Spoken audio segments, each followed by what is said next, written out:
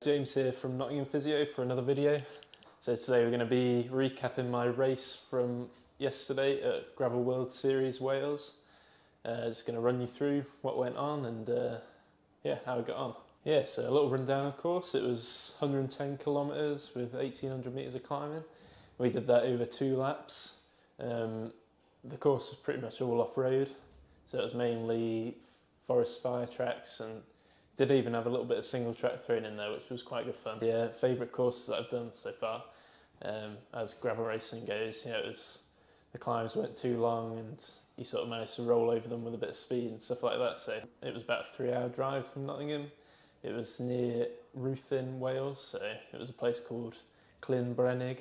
I tried to get that right, but so we got there and I signed on and then pretty much got to warming up really. It was not that long before the race when we got there, so pinned up and then did a bit of a ride down the road and then just got on the rollers for my warm-up. So I just did my usual 20 minutes on the rollers, a few efforts, stuff like that. The weather wasn't great on Sunday, but it wasn't too bad, so it was just like a mist for the whole day really. So I made sure to wrap up plenty before I headed down to the start. And then I managed to find myself on the front, which was handy. The race started off like just a dead straight gravel track along the side of the reservoir. The race got underway and I found myself at the front, leading the group up down the first fire road, and then it went up a short climb before we sort of got onto the like a flowing road section really that followed the edge of the reservoir. That ended up being pretty chill actually. I ended up on the front, not really out of choice, but no one was coming through and I was just tickling away at the pedals really, not going that hard, and no one was keen to come past. Yeah, so like I was saying, they stayed pretty chill till the first single track section, which was about 5k in. I sort of knew roughly where it was, but I didn't get into it in that great position, coming in about 12th or so. This is where it started to get hard.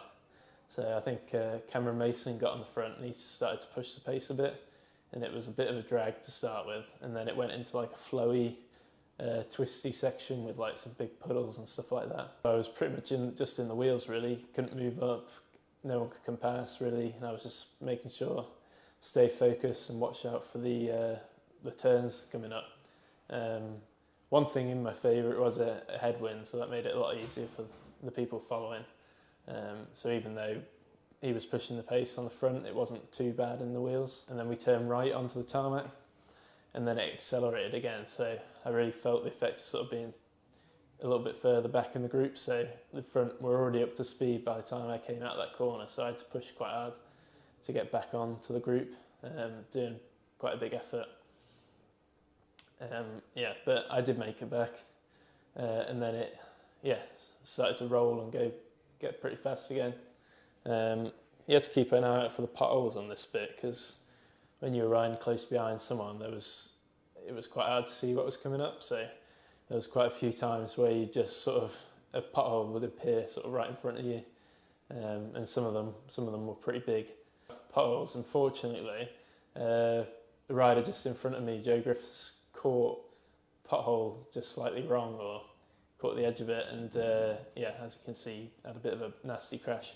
I just managed to avoid him, but that left a bit of a gap. But luckily for me, Ben Swift was caught out as well, so I used him to follow back to the front, so that was a big help. I did have to make a pretty big effort to get on his wheel, but I knew it would be a lot easier sitting behind him and trying to sort of pull it back myself. And then I just tried to make sure I was moved up a little bit in the group, because I didn't want to be put out the back like that again, because it was hard work closing down the gaps and that. So we continued on really, and it was like a rolling sort of rubbish road really. It wasn't quite gravel, and some of it was tarmacked, but and there was a couple cattle grids on the roads you had to watch out for as well, because they were wet. But it was remained as a group really till we turned left and went up the first big climb. Came into the climb pretty decent position, sort of 5th, 6th wheel, but Connor Swift was on the front and he was starting to squeeze on. So this was the climb I got dropped really. So as you see on the GoPro, I managed to stick with them for about half the climb, but then it just got a little bit too much for me. And I knew if I carried on trying to hang with them, then I'd probably explode properly. So I decided to drop it back a little bit to a more sort of sustainable pace. The first 2 minutes of the climb, I averaged almost 500 watts. And yeah, that was a lot, especially 500 watts felt like even more because I'd done the 25 minutes before we got to the climb at 377 normalised as well, which is pushing on definitely, and that softened me up for the climb. So even if I can do that power and train and stuff like that, it's another thing to do it after half an hour of hard racing. So I decided to stick to a more sustainable pace that I thought I could maintain. And I crested the top, sort of leading the chase group with one other rider just in front. And from there, a couple of riders came round me, and we started taking turns really to catch that lead rider that was just ahead. But the front group had pretty much gone by that point. Myself and a group of sort of, I don't know, 5 to 8 or something like that. And we worked well together really for quite a way. There were sort of riders just dropping off every so often. The end of lap 1, there was only 5 of us left in that group. We've been working together pretty well for the rest of the lap really, and we started the second lap much the same. So the first sort of 25-30 minutes of the second lap, we just continued sort of rolling turns, a little bit more unorganised possibly, but we were working together pretty decently until we got to the first big climb again.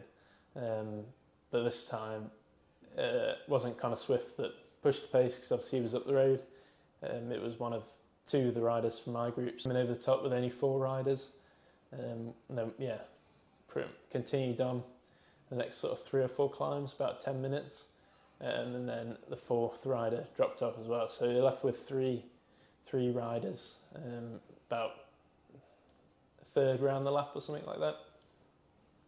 And I knew that I just needed to stick with this now to give myself the best chance, because once you're on your own on that course, although it was fairly hilly, it did help a lot having some wheels to follow and draft off them a little bit.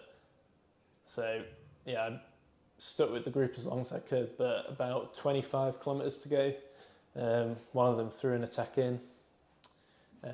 The other rider followed and I just couldn't match it, I didn't have the punch.